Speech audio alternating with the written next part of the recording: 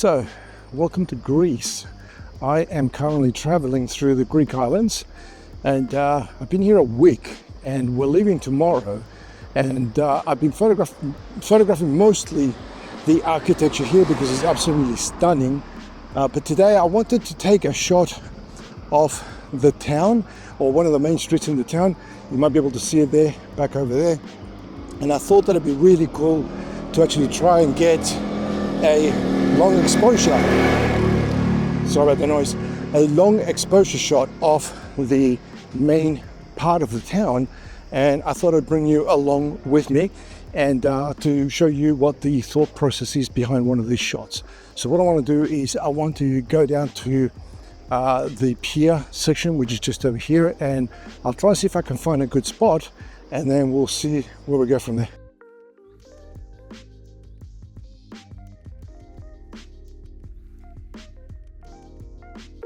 So if you don't know what a long exposure shot is, essentially is a photograph where we drag the shutter. So we open up the shutter for an extended period of time, an abnormal long period of time. So it could be seconds, sometimes even minutes. And so what happens is that anything that's static in the shot, so by that I mean anything that isn't moving, is going to appear really, really sharp and in focus. Everything else, all the stuff that's moving, then that's going to have a bit of a dreamy, silky motion blur to it, which can actually look really, really cool. And so that's what I'm trying to get out of this photograph. The thing is that in order to open the shutter for a long period of time, you need to have very little light going into the sensor.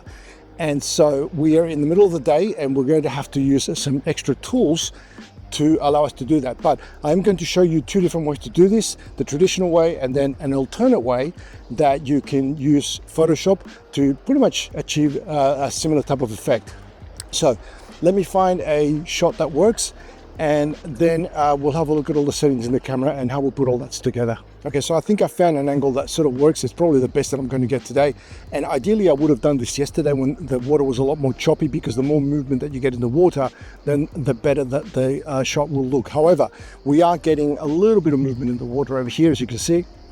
And so when we take the photograph, essentially what's going to happen is that water is going to go almost like a frozen lake. It's going to go really, really smooth, and then you're going to see the town over in the end.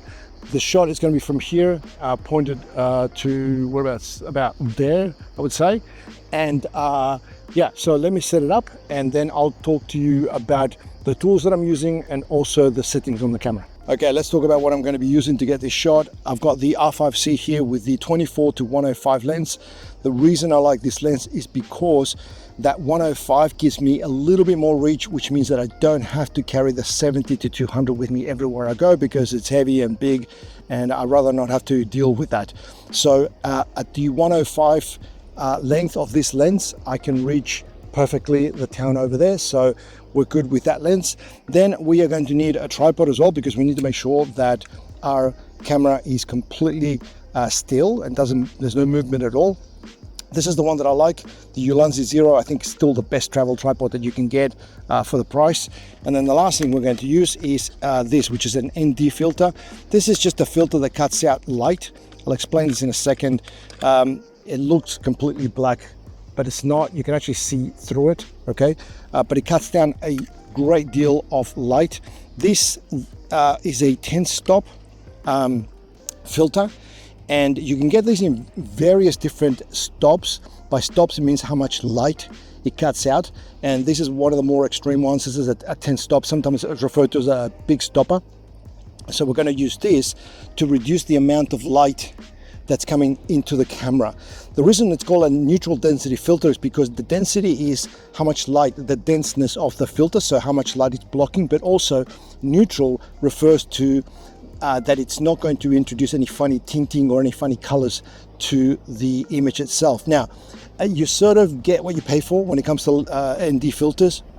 If you go for some of the cheaper ones, they do introduce some coloring sometimes to the image. And the more you pay, typically, the better results that you get, even though every single lens, every single filter pretty much introduces a little bit of some sort of color to it. Very easy to correct though, using the temperature sliders or the tint sliders inside of Lightroom or whatever you're using to edit your photos with. And you can even use the eyedropper tool if you've got something white in the shot. So that's what we're going to be using. So let me set it all up now and I'll show you what the shot looks like, and then we'll talk about camera settings and shutter speeds and all that other stuff. Okay, so I've got my shot set up in here, and you probably can't see the back of the screen, but I just want to show you what's going on. I'm shooting in manual mode, and because you want to be able to control every aspect of the exposure triangle.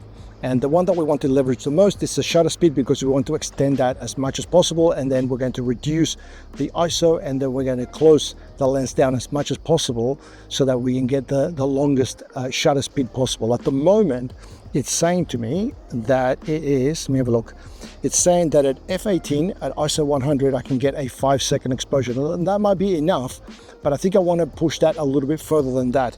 I can push this lens to f22. So at f22, it's telling me that I can get somewhere around about an 8-second exposure. Now what I want is, I want a little bit longer than that. Ideally I want 10 seconds or more. And also the other thing that I don't want to do is I don't want to step my lens down to f22, because when you close your lens down to the smallest possible aperture, you start getting all sorts of weird things happening with the lens in the sense of diffraction, which can actually cause the image to go a little bit blurry. So ideally I want to stay somewhere around f16. So what I'm going to do instead is, I've got a second ND filter and I'm going to put that over the top of it so we can try and extend our time a little bit longer. Okay, so I've got a second ND filter now. It's another big stopper as well, so I've got two big stoppers put together, and this is now giving me more of the sort of numbers that I was looking for. What I've got at the moment is at ISO 200. I am shooting at f13, which I know that this lens is really sharp at f13, and I'm shooting for 30 seconds. And hopefully that's going to open up the lens enough time that it's going to make everything that's moving in here silky smooth. So let me grab that shot now and show you what that looks like.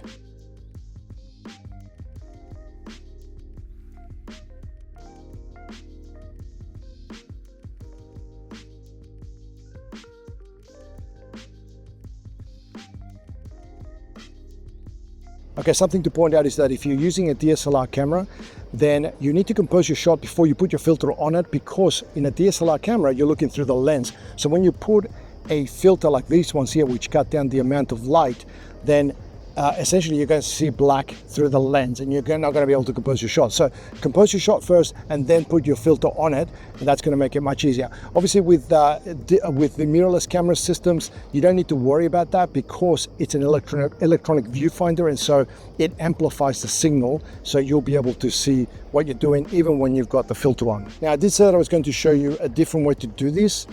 So maybe you find yourself in a location but you haven't got an ND filter with you. I'm going to show you how you can simulate a similar type of effect, but doing it inside of Photoshop. So what we're going to do is we're going to remove all of the ND filters from the camera, and I'll show you the settings that you need for that. Okay, so I've taken all the filters off the camera now. As you can see, there's nothing in front of the lens. And in this sort of setup, then the camera is telling me that at ISO 100 and at f16, I need to shoot at 1/100th of a second in order to get a correct exposure. Now, what we're going to do is we're going to change the shooting mode on the camera to be continuous mode. So that means that when I push the shutter button, it's going to continue. It's just going to take shots one after the other. The idea here is that I want to get at least 10 shots. I'm probably going to shoot around about 20. Ideally, the more shots that you have, the better this effect is going to work. So we're going to take 10 shots now, and then I'm going to show you how to blend them inside of Photoshop to create a similar effect to the photo that we took with the filter on.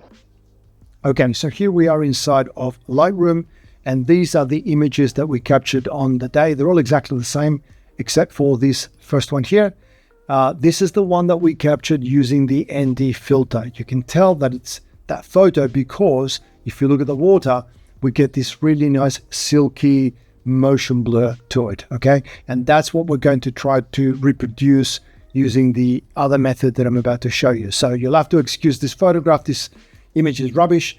This is not about the photo, it's about the technique. So this is what we're trying to replicate. So these are the images that we captured. I'm going to just scroll to the right and to the left, so you can see that these are exactly the same image. Nothing is moving in here except for the water. These people here that you can see swimming on the right hand side, and there are some people walking in the background.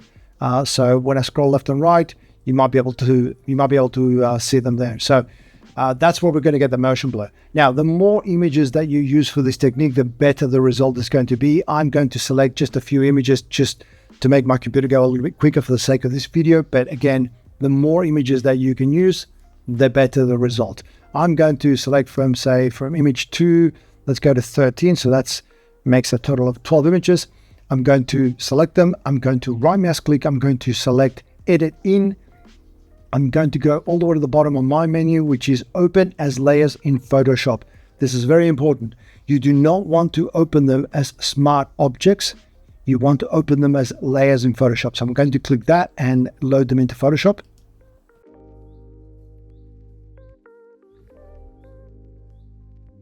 So they're all inside of Photoshop in their own individual layers. You can see them here on the right hand side. What we're going to do now is we are going to align the images just to make sure that they are perfectly aligned. You could do this manually. We're going to use a function inside of Photoshop that makes it a lot easier. And the reason that you want to do this is because even though I shot this with a tripod, sometimes even just a little bit of wind can knock the lens about, and you can get images that are not exactly stacked on one on top of the other. So we're going to select them all by clicking the first one, and then I'm going to click the last one while holding the shift key. And then I'm going to go to edit. I'm going to go down to auto align layers, and I'm just going to click the auto selection here, and I'm going to click OK. Okay, so all the images are now aligned. And whilst they're still selected here, I am going to go now to the layer option. Now I'm going to turn this into a smart object. So I select smart object and then convert to a smart object.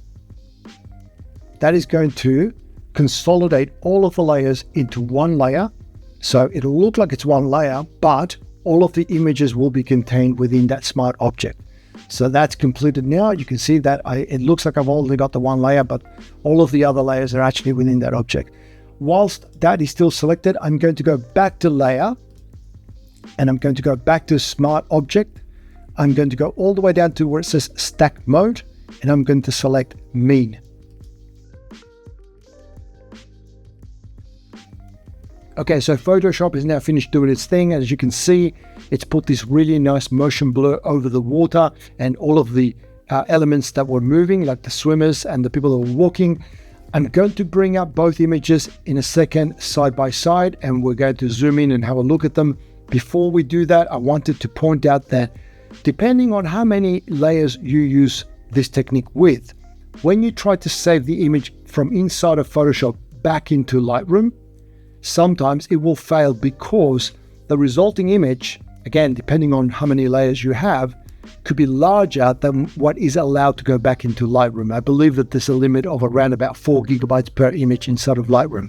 So these images can be enormous because you're using sometimes 10, 15, 20 layers.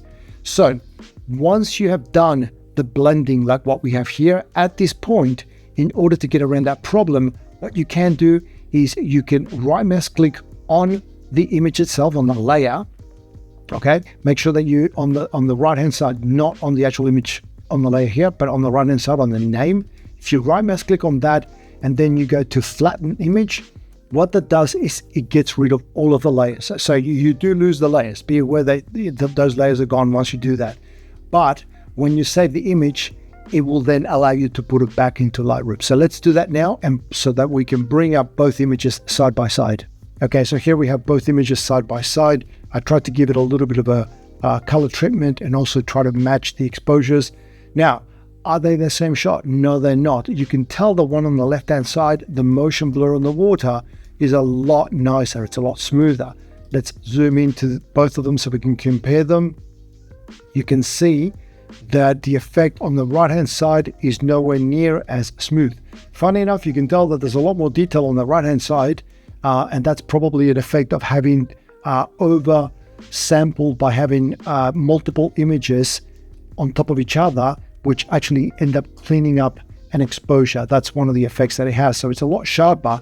but the motion blur is nowhere near as nice. Now, I could have gotten a much better result if I'd used more images, but it'll give you an idea roughly what you can do, even with something like 12 images that I used here. And even though it's not as good as the image on the left-hand side, it's still pretty good. So if you ever find yourself in a situation where you think that a long exposure would work, but you don't have an ND filter, you could always give this technique a go.